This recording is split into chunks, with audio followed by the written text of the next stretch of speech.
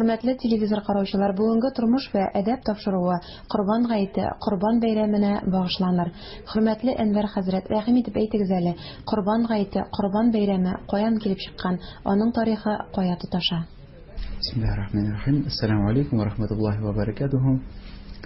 Корбан бәйрәме, Корбан гаете тарихы һәм аның каян килеп чыкканлыгын карый торган булсак, иң беренче чиратта Корбан турында Коръәндә хәтта Адәм алейһиссаламның уллары Кабил белән Хабил вакытында хәбәр ителә. Алар икесе бер сүзгә килмичә, сүз көрәштереп, Аллаһ Тәгаләгә Корбан ясарга булалар. Берсе сарыгын, берсе иген белән шөгыльләнә торган була, үзенең игенен Аллаһ Тәгалә Корбанга китерәләр. Һәм инде аның тарихы үзенчә бер аерым булып тора. Ләкин бүгенге көнгә безнең менә бу Корбан гаете белән Корбан чалу йоласы белән бәйле булган Корбанны ала торган булсак, инде әлбәттә ул Ибраһим алейһиссалам һәм аның улы Исмаил алейһиссалам белән бәйле булып тора. Ибраһим алейһиссаламга Аллаһ Тәгалә төшендә әмер итә, берничә көн рәттән улына миңа Корбан чал ди. Һәм Ибраһим алейһиссалам Аллаһның әмеренә итаат итеп, үзенә нинди генә авыр булуына карамастан шул әмерен үтәргә бара. Хәтта инде Коръәндә анда бәйнә язылып китә, ничек итеп ул аны улына хәбәр итә Исмаил алейһиссаламга, ничек итеп аны улы әтисенә үзенең итаатын күрсәтә. Әлбәттә бу тарихның, Корбанның алдындагы тарихын да карап китә торган булсак, монда да әлбәттә һәрберебез өчен бик зур үрнәкләр бар.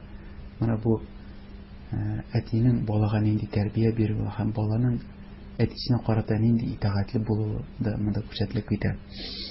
Ләкин инде менә шул алар Корбан чала торган урынына килеп җиткәч, Ибраһим алейһиссалам әйткәнемчә нинди генә авыр булуына карамастан Аллаһның әмерен үтим дип Корбан итеп улын чалам дигәндә, Аллаһның әмере белән аның пычагы үтми торган була.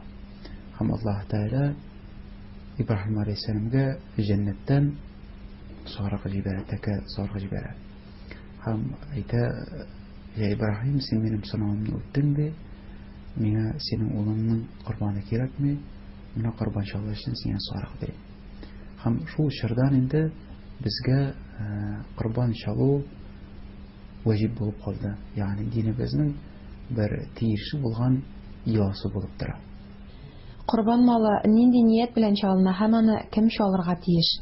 Корбан кем исеменнән һәм нинди ният белән чалына дип әйтсәгез була. Или Корбанны кем чалырга тиеш һәм ул нинди ният белән башкарылырга тиеш дип әйтсәгез була. Инде Корбанга килгәндә, Корбанның тиешлегенә килә торган булсак, әлбәттә Корбан нисабы булган кеше. Ягъни 85 грамм алтын, яисә ул алтынны сатып алырлык байлыгы булган кеше, ул Корбан чаларга анарга ваҗиб була. Безнең Ханафи мәзһәбендә ваҗиб булып шартлана, ягъни тиешле. Һәм инде закаттан аерылып тора ул нәрсә белән, менә закат түләр өчен кешенең ел дәвамында менә шул 85 грамм алырлык, яисә шуңа хәтле бәя акча, яисә бер инде кыйммәтле әйберләр булса кешенең, инде көндә кирәкле әйберләрдән башка, ул кешегә ел дәвамында анарга булырга тиеш закатның нисабы өчен. Корбан өчен менә Корбан чала торган көне кешенең үзенең 85 грамм алырлык кимендә дөнья мөлкәте бар икән, байлыгы, андый кеше өчен ул тиешле. Ягъни андый кеше Корбан чалмаса, ул гөнаһлы була. Инде әгәр дә кешенең аның хәтле дөнья байлыгы юк икән, ләкин Корбан чалырга ул тели икән, бик яхшы, ул әҗер, саваплы эш булып тора. Корбан нинди ният белән чалынырга тиеш дигәндә, Корбан әлбәттә иң беренче чиратта Аллаһ ризалыгы өчен эшләнә. Ягъни кеше ниятли Аллаһ ризалыгы өчен менә шул бәйрәмне аллап, Аллаһның әмерен үтим дип, Ибраһим алейһиссалам безгә үрнәк итеп калдырган эшне үтим дип ниятләнергә тиеш. Һәм икенчедән инде Корбанны бит ниятләгәндә кеше өч төрле итеп чалала. Беренчедән ул үзе өчен аны чалала, икенчедән ул гаиләсе өчен чалала, һәм өченчедән әгәр дә мөмкинчелеге бар икән, инде үзе өчен чалды икән, ул вакытны әти-әниләре, әти-бабалары мәрхүм булып киткән кешеләр өчен чалалар. Ләкин инде Пәйгамбәребезнең сөннәтен ала торган булсак, Пәйгамбәр саллаллаху һәрвакыт ике корбан чала торган булган һәм беренчесен чалганда ул үзем һәм үземнең гаилә исеменнән дип ниятләгән. Һәм икенчесен инде ул үземнең өммәтем өчен дип. Ягъни ул безгә тиешле түгел. Ә менә инде аның сөннәтенә карар торган булсак, мин һәм минем гаиләм исеменнән, я Раббым, бу корбанны кабул итеп ал дип чалабыз. Гаилә кем дигәндә инде кем гаиләгә керә дигән сорау килеп чыгара мөмкин. Моңа инде Пәйгамбәребезнең хадисе бар. Бер түбә астында яшәгән кешеләр ул гаилә була. Анда синең киявең дә булырга мөмкин, анда киленең дә булырга мөмкин. Ләкин инде туган балаларың өйләнешеп, аерылып, сездән аерылып, аерым яши башлап торган булган булсалар, алар инде үзләре аерым гаилә була. Һәм алар өчен корбан чалу үзләренә аерым тиешле була. Менә тагын бер сорау сезгә: корбан ите ничек чалына, ничек эшкәртелә һәм ничек файдаланыла? Корбан ите эшкәртүенә килгәндә, ул гадәттәге ничек итеп мөселманча хәләл итеп чалынганда кебек эшкәртелә. Инде бүлүенә килгәндә, шулай Пәйгамбәребезнең сөннәте буенча аны инде иң яхшысы эшкә бүлсә.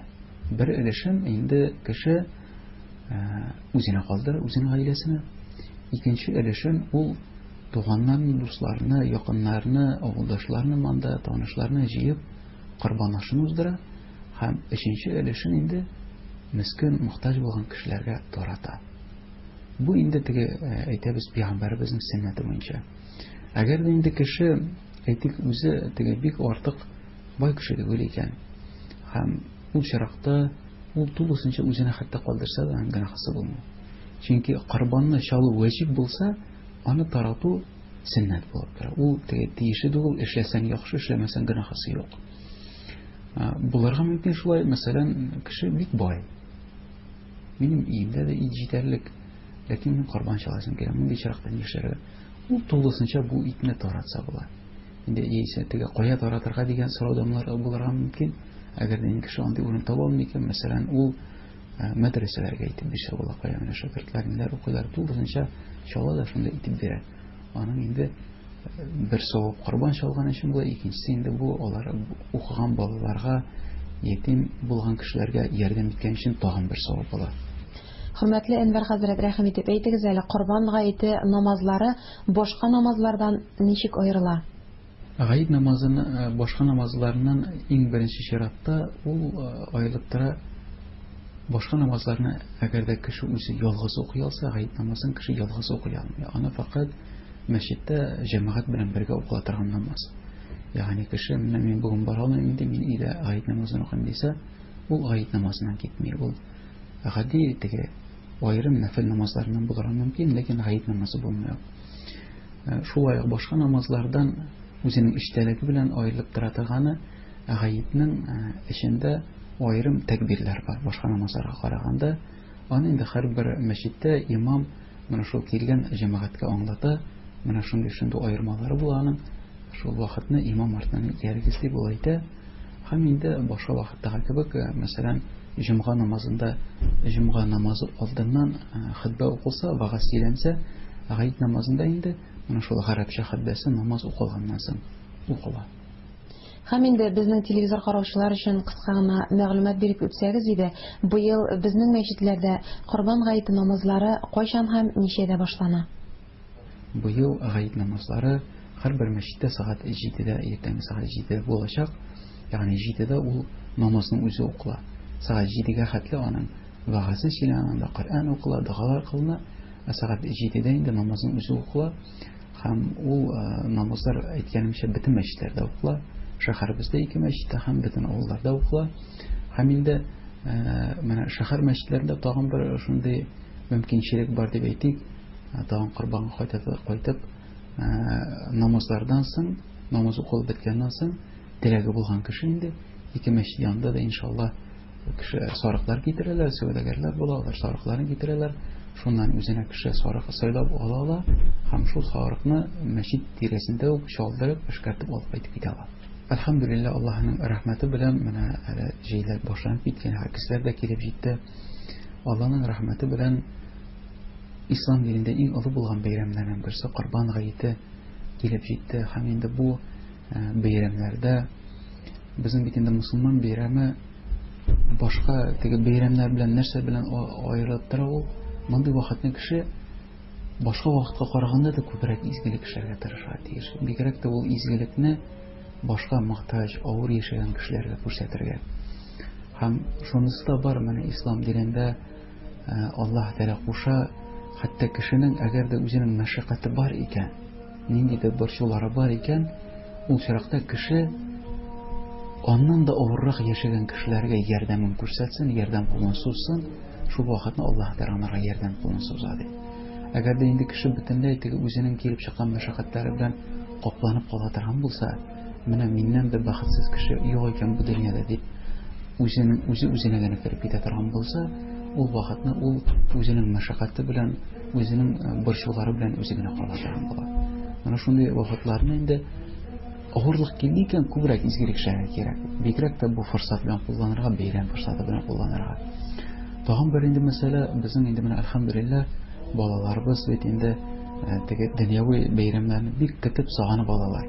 Нигә дигәндә, без йортларыбызда менә шул бәйрәм атмосферасын булдырабыз, бәйрәм мохитен тудырабыз. Гаетләрдә дә, мусулман гаетләрендә дә, мусулман бәйрәмнәрендә дә бу мохитне тудырга кирәк. Балаларга ул Корбан ите кызык түгел аларга.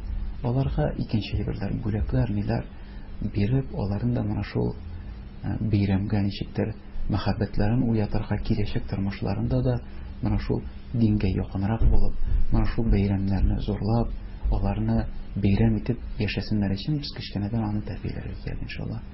Аллаһ Тәгалә һәрберебезгә бу бәйрәмнәрдә эшләгән яшәячәк изгелекләребезне кабуллардан кылсын, хәерле тормышлар, иминлекләр бирсен иншаллах. Ассаламу алейкум ва рахматуллахи ва баракатуһ.